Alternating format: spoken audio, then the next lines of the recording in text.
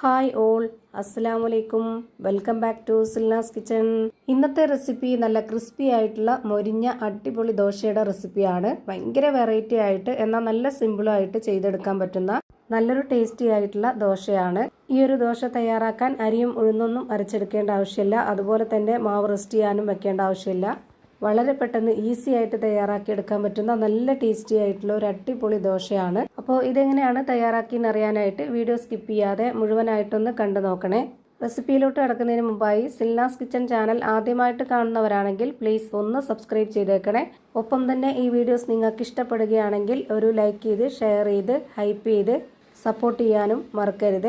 ഇനി നമുക്ക് ഇതെങ്ങനെയാണ് തയ്യാറാക്കുന്നതെന്ന് നോക്കാം. ഇതിനായി ആദ്യം തന്നെ ഞാനിവിടെ ഒരു മിക്സിയുടെ ജാർ എടുത്തിട്ടുണ്ട്. ഇതിലേക്ക് 250 ml കപ്പിൻ്റെ അളവിൽ 2 കപ്പ് അരിപ്പൊടിയാണ് ഇട്ട് കൊടുക്കുന്നത്.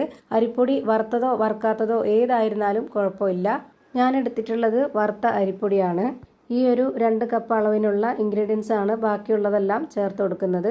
നിങ്ങൾ എത്ര അരിപ്പൊടിയാണോ എടുക്കുന്നത് അതിനനുസരിച്ച് ബാക്കിയുള്ള ഇൻഗ്രീഡിയൻസിൻ്റെ അളവും കറക്റ്റാക്കി എടുക്കുക.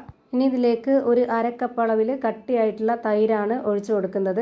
അത് ഓരോരുത്തരുടെ ഇഷ്ടത്തിനനുസരിച്ച് പുളിയുള്ളതോ പുളിയില്ലാത്തതോ ഒഴിച്ചു കൊടുക്കാവുന്നതാണ്. ചിലവർക്ക് ദോശ കുറച്ച് പുളിപ്പോട് കൂടി കഴിക്കുന്നതായിരിക്കും ഇഷ്ടം, ചിലവർക്ക് ഒട്ടും പുളി ഇഷ്ടമുണ്ടാവില്ല. അപ്പോൾ അതിനനുസരിച്ച് എടുക്കാവുന്നതാണ്. തൈര് എടുത്തിട്ടുള്ള അതേ കപ്പ് അളവിൽ തന്നെ ഇനി 1 കപ്പ് ചോറ് ഇട്ട് കൊടുക്കാവുന്നതാണ്. അതായത് മെഷർമെന്റ് കപ്പിന്റെ 1/2 കപ്പ് അളവിലാണ് ഇത് രണ്ടും എടുത്തിട്ടുള്ളത്. ഇതേ കപ്പ് അളവിൽ തന്നെ ഇനി 1 കപ്പ് ഗോതമ്പ് പൊടി ഇട്ട് കൊടുക്കാം. തൈരും ചോറും ഗോതമ്പ് പൊടിയും എല്ലാം ഇതേ കപ്പ് അളവിൽ തന്നെയാണ് ഇപ്പോൾ എടുത്തിട്ടുള്ളത്. ഇനി ഇതിലേക്ക് ഒരു നുള്ള് സോഡാപ്പൊടി ഇട്ട് കൊടുക്കാം. പിന്നെ ആവശ്യത്തിനുള്ള ഉപ്പും കൂടെ ഇട്ട് കൊടുത്തതിന് ശേഷം ഇത് അരച്ചെടുക്കാനായിട്ട് വെള്ളം ഒഴിച്ചു കൊടുക്കണം. ഇതിനായി ഞാനിവിടെ 1/2 കപ്പ് അളവിൽ 1 കപ്പ് വെള്ളം ഒഴിച്ചു കൊടുത്തിട്ടുണ്ട്. എന്നിട്ട് 1 സ്പൂൺ കൊണ്ട് ഇതൊന്ന് ഇളക്കി കൊടുക്കാം. അപ്പോൾ നമുക്ക് ഇതിലേക്ക് ഇനി എത്രത്തോളം വെള്ളം ഒഴിക്കണമെന്നുള്ളത് മനസ്സിലാവും. അതുപോലെ തന്നെ ബ്ലേഡിൽ ഈ ഒരു മാവൊന്നും പറ്റിപ്പിടിച്ചിരിക്കുകയില്ല. ആദ്യം തന്നെ പൊടി ഇട്ട് കൊടുത്തിട്ട് വെള്ളമൊക്കെ ഒഴിച്ചു കൊടുക്കുന്ന സമയത്ത് മിക്സിയുടെ ജാറിൽ മാവൊക്കെ പറ്റി പിടിച്ചിരുന്നിട്ട് അരിഞ്ഞു കിട്ടാൻ ബുദ്ധിമുട്ടാണ്.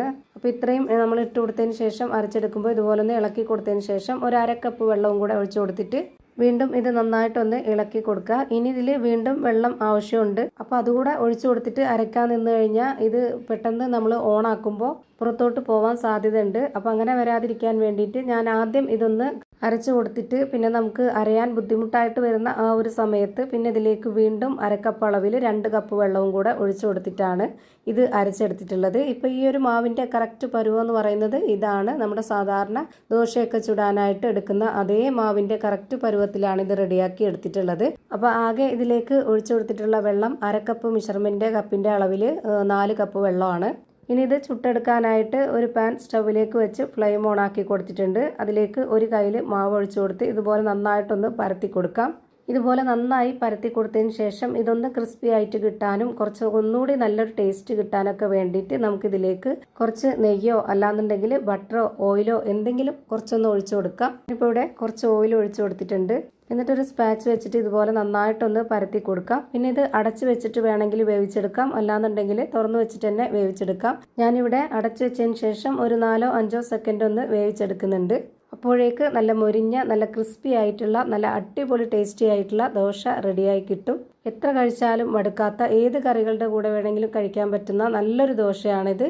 ഇനിയിപ്പോൾ ഈ ഒരു പാനിൽ കുറച്ച് എണ്ണമയം ഉണ്ടാവും. അപ്പോൾ ഇത് നമ്മൾ മാവ് ഒഴിച്ചു കൊടുക്കുമ്പോൾ പരക്കാൻ ബുദ്ധിമുട്ടുണ്ടാവും. അതിന് നമ്മൾ അടുത്ത മാവ് ഒഴിക്കുന്നതിന് മുമ്പായിട്ട് ഒരു കോട്ടൺ തുണി വെച്ചിട്ട് ഇതൊന്ന് നന്നായിട്ട് തുടച്ചെടുക്കാം. എന്നതിന് ശേഷം മാത്രം ഈ അടുത്ത കയ്യിൽ മാവ് ഒഴിച്ചു കൊടുക്കുക. വീണ്ടും അതിലേക്ക് കുറച്ച് ഓയിൽ ഒഴിച്ചു കൊടുത്തിട്ട് ഇതുപോലെ ഒന്ന് സ്പ്രെഡ് ആക്കിയതിന് ശേഷം അടച്ചു വെച്ചൊന്ന് വേവിച്ചെടുക്കുക. ഇതേപോലെ തന്നെ ഞാനിവിടെ എല്ലാ മാവും ചുട്ടെടുത്ത് ഒരു പാത്രത്തിലേക്ക് മാറ്റിയിട്ടുണ്ട്. അപ്പോൾ ഇതാ നല്ല ടേസ്റ്റി ആയിട്ടുള്ള നല്ല ക്രിസ്പി ആയിട്ടുള്ള ഒരു അടിപൊളി ദോശ റെഡിയായി കിട്ടിയിട്ടുണ്ട്. അപ്പോൾ ഇത്രയേ ഉള്ളൂ ഇന്നത്തെ വീഡിയോ ഇഷ്ടമായാൽ ലൈക്ക് ചെയ്യാനും കമൻറ്റ് ചെയ്യാനും ഷെയർ ചെയ്യാനും ഹൈപ്പ് ചെയ്യാനും മറക്കരുത്.